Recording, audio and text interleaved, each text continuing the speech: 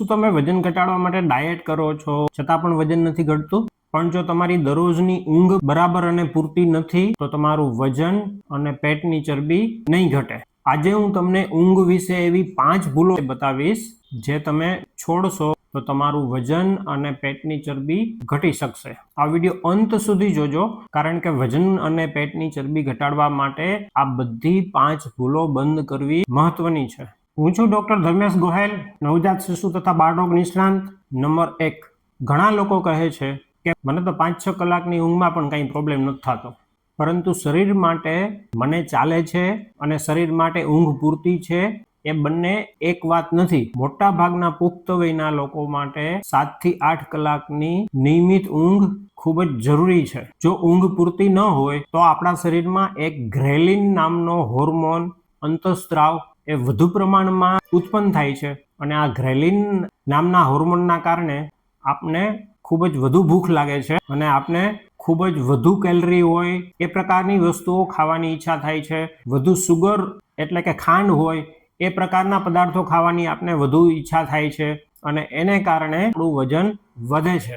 કે જો આ માહિતી તમને ઉપયોગી લાગી હોય તો જમણી બાજુ કોર્નરમાં નીચે સબસ્ક્રાઇબનું બટન છે એ દબાવીને મારી ચેનલ ચોક્કસથી સબસ્ક્રાઇબ કરી લેજો. વજન ઘટાડવા માટે જો તમારે વધુ ટિપ્સ જોઈતી હોય તો કોમેન્ટ સેક્શનમાં મને યસ એવી કોમેન્ટ ચોક્કસથી કરજો.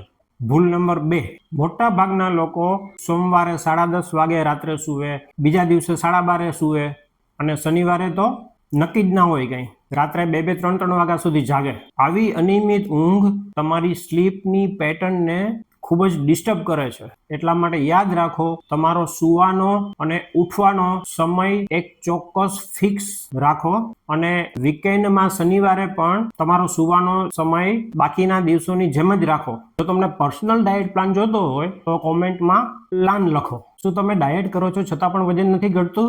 રેન્ડમ ટિપ્સ છોડો અને તમારા બોડી પ્રમાણે પ્લાન લો. ફ્રી ક્લિનિકલ અસેસમેન્ટ માટે મેં ગૂગલ ફોર્મ બનાવ્યું છે, જે મેં પહેલી કોમેન્ટ અને ડિસ્ક્રિપ્શનમાં આપેલું છે, એ ભરો. પણ હવે એક એવી ભૂલ જેમાં ઊંઘ અને વધુ ખાવાનું બંને એકસાથે થઈ જાય છે. નંબર 3, ધારો કે તમે રાત્રે 10:30 વાગે સૂવાના હતા, એને બદલે તમે રાત્રે 1 વાગે સૂવો છો, તો આ 2.5 કલાકમાં શું થઈ શકે? સ્વાભાવિક રીતે જ તમને ભૂખ લાગશે અને એને કારણે તમે નમકીન, ફરસાણ, મીઠાઈ, ફ્રૂટ જ્યુસ, ફાસ્ટ ફૂડ વગેરે તમે ખાઈ લેશો અથવા થોડું જ ખાઈશ એમ કહીને તમે વધુ ખાઈ લેશો. તમારી જાતને એક પ્રશ્ન કરો, શું તમને ખરેખર રાત્રે વધુ ભૂખ લાગે છે કે તમે વધુ જાગો છો એના કારણે તમારાથી વધુ ખવાઈ જાય છે? વજન વધે છે કે ઘટે છે એને ટ્રેક કરવું પણ ખૂબ જ મહત્વનું છે અને આના માટે હું જે વજન કાંટો એટલે કે વેઇંગ મશીન ઉપયોગ કરું છું એની લિંક ડિસ્ક્રિપ્શન અને કોમેન્ટમાં આપેલી છે.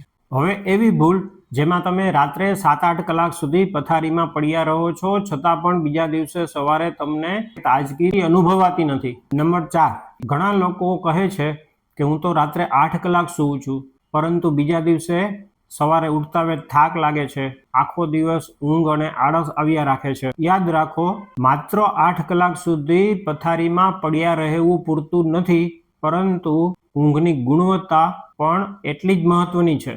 જો તમારી ઊંઘ રાત્રે વારંવાર ઉડી જતી હોય તો તેનું કારણ પણ સમજવું જરૂરી છે. સારી ગુણવત્તાની ઊંઘ માટે રાત્રે સૂવાના સમય પહેલા ઓછામાં ઓછું 1 કલાક સુધી સ્ક્રીન એટલે કે ટીવી, મોબાઈલ વગેરેનો ઉપયોગ ટાળવો જોઈએ. એ ઉપરાંત બેડરૂમમાં શાંત વાતાવરણ હોવું જોઈએ, અંધારું હોવું જોઈએ અને તમારો સૂવા અને ઉઠવાનો ટાઈમ ફિક્સ હોવો જોઈએ અને રાત્રે શક્ય હોય તો વહેલા સૂઈ જવું જોઈએ. ગયા રવિવારે અપલોડ કરેલા વિડીયોમાં મેં વજન ઘટી જાય પછી ફરી વધવાના 5 કારણો વિશે મેં સમજાવેલું હતું અને આ 5 કારણો જો તમે છોડી દેશો તો વજન ફરી પાછું નહીં વધે. એ વિડીયો જો આપે ન જોયો હોય તો ચોક્કસથી જોઈ લેજો. હવે સૌથી મહત્વનો પોઈન્ટ જેને ખાસ કરીને વધુ વજનવાળાએ તો ના જ અવગણવો જોઈએ. નંબર 5, ઘણા લોકો રાત્રે ઊંઘમાં નસકોરા બોલતા હોય એને એક સામાન્ય ટેવ હેબિટ સમજી લે છે અને એ જ સૌથી મોટી ભૂલ છે. જો તમને રાત્રે ખૂબ જ જોરથી નસકોરા બોલતા હોય, તમારી ઊંઘ વારે વારે ઉડી જતી હોય, રાત્રે ઊંઘ દરમિયાન તમારો શ્વાસ અટકતો હોય એવું લાગે અથવા કોઈ એવું કહે, તમે સવારે ઉઠો ત્યારે પણ તમે ફ્રેશનેસ એટલે કે તાજગી ન અનુભવો, સવારે ઉઠો ત્યારે થાક લાગે, આખો દિવસ ઊંઘ આવ્યા રાખે, જો તમને આવા લક્ષણો જોવા મળે, ખાસ કરીને જો તમારું વજન વધુ હોય તો આવા લક્ષણોને અવગણતા જ નહીં. જો તમારું વજન વધુ હોય અને સાથે સાથે તમને આવા લક્ષણો જોવા મળે તો શક્ય છે કે તમને સ્લીપ એપનિયા નામની ઊંઘની બીમારી હોઈ શકે.